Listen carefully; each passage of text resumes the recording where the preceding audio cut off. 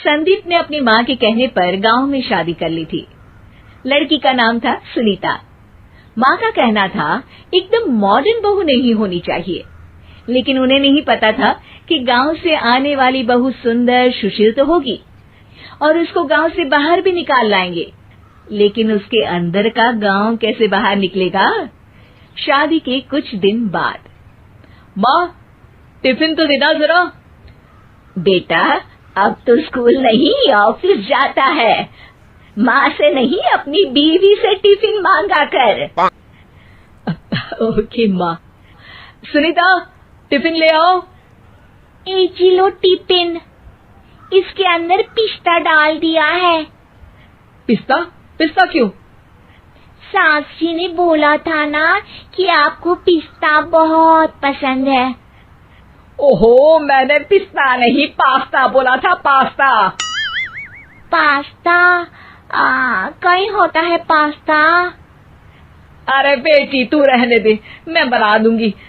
अच्छा किया कि पाव भाजी बनाने का नहीं बोला, वरना किसी के पाव बना देती है। सुनीता को बुरा लगता है, लेकिन उसकी नादान हरकतें कम नहीं होती।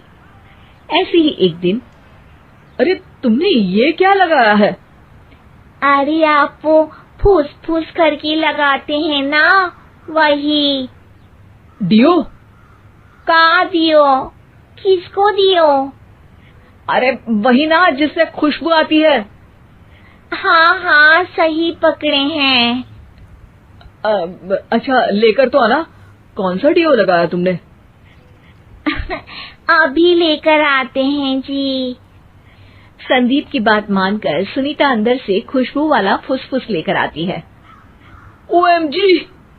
ओएमजी मतलब ओ माय गणेश ना। अरे ओएमजी छोड़ो, और ये खुशबू वाला फुसफुस की बात कर रही थी तुम? हाँ इसी की, फिर से सही पकड़े हैं। अरे देवी, लेकिन आप सही नहीं पकड़े हैं, ये डियो नहीं है। डियो नहीं है तो क्या लियो है? अरे ये रूम फ्रेशनर है, जिसको कमरे में छिड़कते हैं, खुद पर नहीं। कोई बात नहीं, माँ कहती थी आत्मा किराएदार है, शरीर एक किराए का कर्म। हम शरीर पे ये डाल लिए तो क्या फर्क पड़ जाएगा। अरे बहू, ओ बहू, मेरे लिए फल तो ले आ, फिर मैं बाजार जाऊंगी। सुनीता अपनी सास के लिए फल लेकर आती है। अरे बेटा, पपीता, तरबूज और सेब फल ऐसे कैसे खा लूं? काट कर तो ले आ। माँ जी, मेरे गांव में तो खेत से उठा के सीधा खा लेते हैं। अरे ये तेरा गांव नहीं है ना। अरे संदीप, तू ही कुछ समझा देना इसको बेटा। मैं कैसे समझाऊं माँ, ये तो माइक्रोवेव को भी भट्टी बोलती है। कल मैंने बोला हाय कैसी हो, तो बोलती है किसी को हाय नहीं लगानी चाहिए। अरे सुनीता, तेरा क्या होगा? अभी तो कैसे बताऊं माँ जी, अभी हम कुछ करेंगे फिर पता चलेगा क्या होगा, लड़का या लड़की।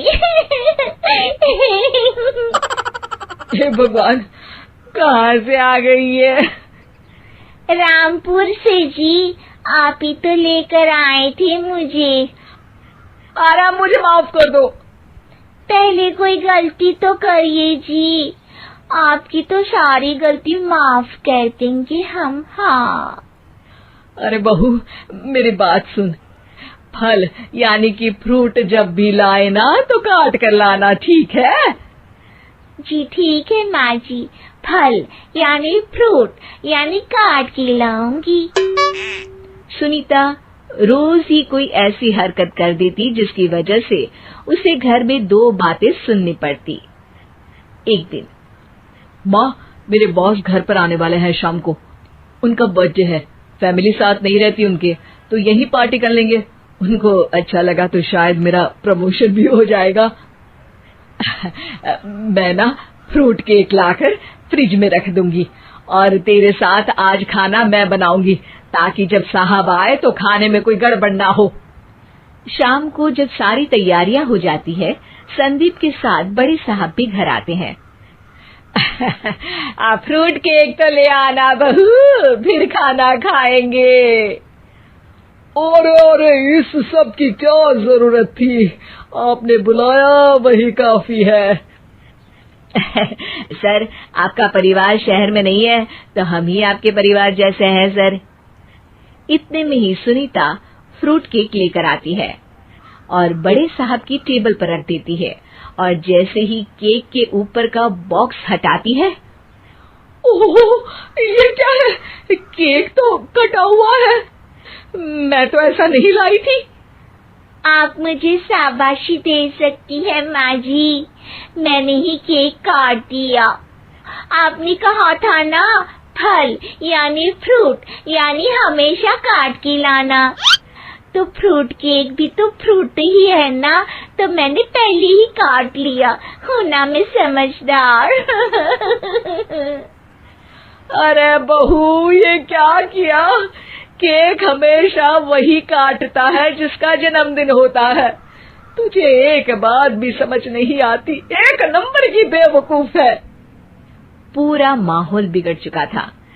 संदीप को लगने लगा था कि साहब उसे प्रमोशन तो दूर की बात है, कहीं डिमोशन ना दे दे, लेकिन साहब बीच में ही बोल पड़ते हैं। अरे कोई बात नहीं, ये इनकी बेवकूफी नहीं है, इनका भोलापन है। बेटा आप कहाँ से हो? रामपुर गांव से। अरे वाह, गांव से? फिर तो आपके गांव में ताजे फल और सब्जियां मिलते होंगे। हाँ, सही पकड़े हैं। हम तो काटते भी नहीं, सीधा खा लेते हैं। मैं ना एक बार तुम्हारे गांव घूमने जरूर चलूंगा। क्यों संदीप, ले चलोगे ना? मुझे गांव घूमना बहुत पसंद है।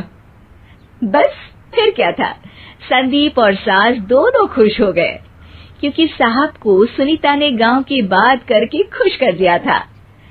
अब संदीप का प्रमोशन पक्का था। शिक्षा, कभी भी किसी भी गलती पर घबराना नहीं चाहिए। हो सकता है कि उस गलती की वजह से आगे बड़ा फायदा हो जाए।